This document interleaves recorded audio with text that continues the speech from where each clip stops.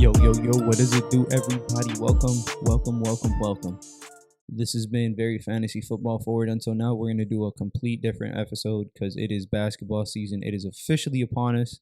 We got the Miami Heat playing today against the Minnesota Timberwolves. Something I'm going to be looking forward to 100%. It's my favorite team in the whole wide world. It's them and the Ravens, and no close third. Definitely very excited. Just kind of wanted to hop on here and just talk about some takeaways. Some Heat news that's been popping in and out over the last couple of days. I've seen, first of all, let's start with Tyler Herro. I think that's the biggest piece of news is we got Tyler Herro signing his extension, 4 years, $120 million, plus $10 million in incentives. Initial thoughts, initial reactions was, seems about right. Is it an overpay? No. Is it underpaid? No. Is it like a steal? No. Is he properly paid? Absolutely. The man came off the bench at like 22, 23 years old, putting up 20 points. For, I would say, 70% of the regular season, he was our most efficient offensive scorer, or at least the one who can create his own shot the most during the regular season. So I already know what people are going to say. During the postseason, he went down and this and that. Yes, he did. Undoubtedly, but he's 23 years old, man. His first year in the playoffs as a rookie, he played perfectly fine in the playoffs. I think it's just a matter of he wasn't prepared. I don't think we were prepared as a team sometimes for the amount of coverages and doubles he was going to get. I don't think we had the team around him to help him and just help us succeed in those moments. Does he need to improve defensively? Absolutely. Can he? I don't know. I really don't know. Supposedly, he said he's gotten stronger. He's gotten better defensively. Something he wants to show off to the people this year is his improved defense. Is that going to be the case? I hope so. Am I expecting his defense to be a lockdown defender? No, I just need him to be serviceable. If he's serviceable, he's good. Even if he's not, I don't think this $30 million price tag, maybe 32.5, is looking too rough for him, honestly. So that's just my quick takeaways on Tyler. I think he's earned this contract. I think it gives us some kind of a future with him and Bam going forward. If anything was to happen, if we were to blow it up or something, we have like two solid pieces that we can just look forward, to build upon.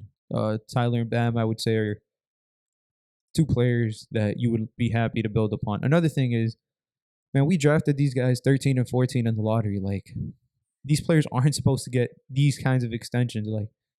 Like smile for a bit, Heat fans. Like, we got this elite coaching staff at developing talent, developing young players, developing just old players too, because Jimmy's a different person than when he came here. So definitely just player development here has been insane. So don't cap this guy's ceiling out at 22, 23.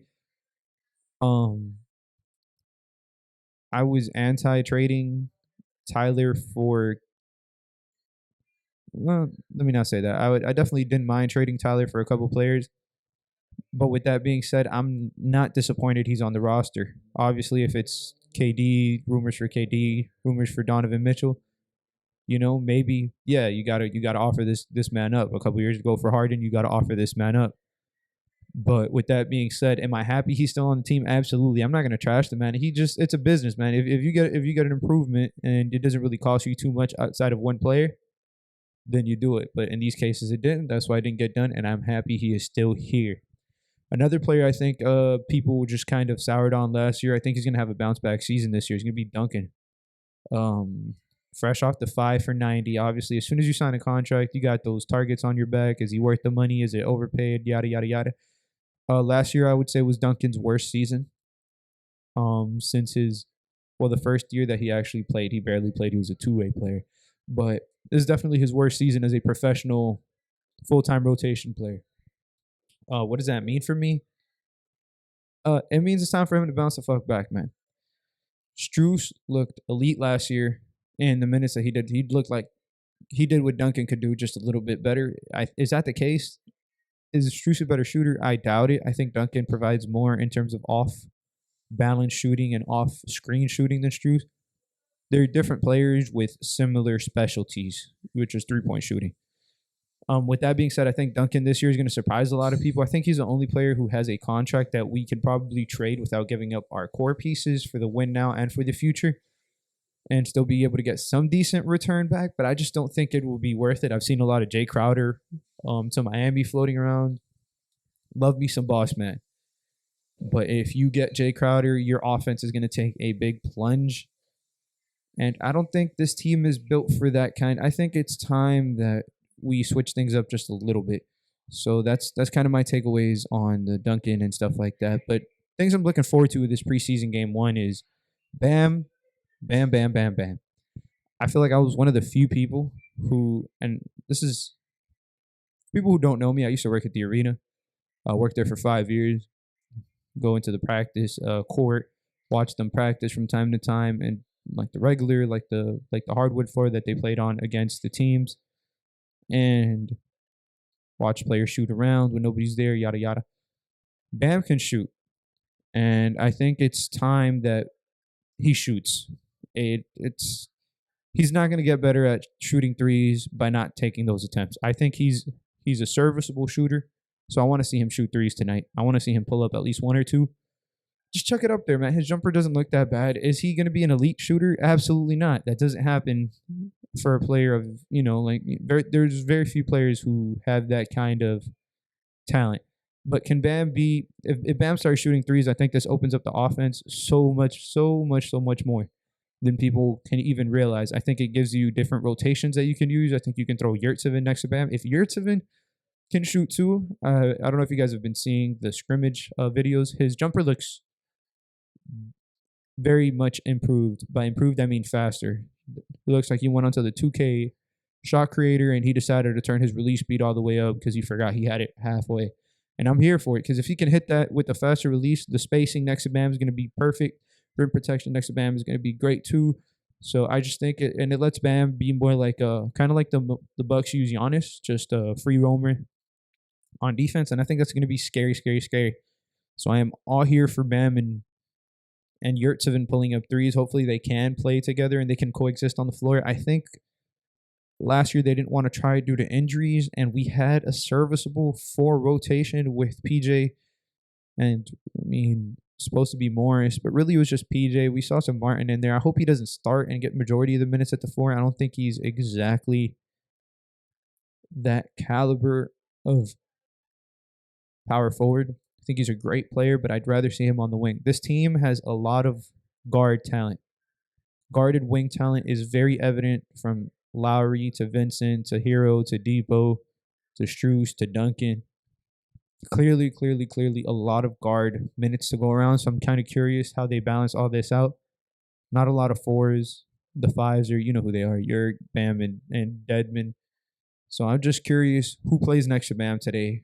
How the team looks. How does Victor Oladipo look? I think that's a big X factor. Love the contract we got him for.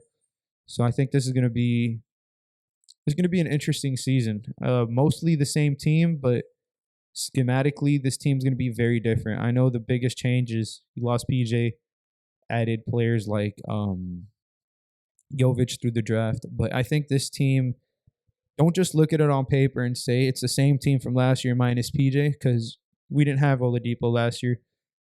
Add a whole offseason of Oladipo. He looked decent in the playoffs. He looked very good sometimes, especially on defense. You add that to this team. You give Spoelstra some time to think about his rotations. You should get some marginal improvement from guys like Vincent. Even guys like Lowry, he looks more in shape. Jimmy should be better. Bam shooting threes. This is going to be a similar Heat team that's not going to play as similar as you expected it to, just if you're looking at it on paper. So I'm definitely excited for this Heat season. And I'm going to be doing these like little freeform videos where I just talk about the Heat. Maybe I'll talk about a game or two of basketball I saw that day if it just happened to be on ESPN or TNT or NBA TV or whatever I catch it on. If I'm at a bar or something and I manage to see a game, and then I'll come back and talk to you guys. So this is going to be definitely, most likely it's going to be very Heat related. But honestly, if you guys are tuning in for the first time, you like fantasy football content, the videos about it are fantasy football. We do talk some NFL every now and then in there too. We sprinkle in, we dabble in a little bit of that. Player props. This is going to be just like your all-inclusive hub for sports related content, specifically NBA and NFL. We'll do some soccer or football whenever that comes around. World Cup's coming around, so that's one of my favorite times of the year as well. So make sure you stay tuned, man. We're gonna be providing updates. We're gonna be doing things. We're gonna be getting saucy in here, and hopefully y'all can come in here and get sauced up with your boy too. So thank you guys for tuning in. This should be around like a 10.5 minute video, which is a lot shorter than what you guys are used to on the channel. And per usual, guys, stay saucy, my friends.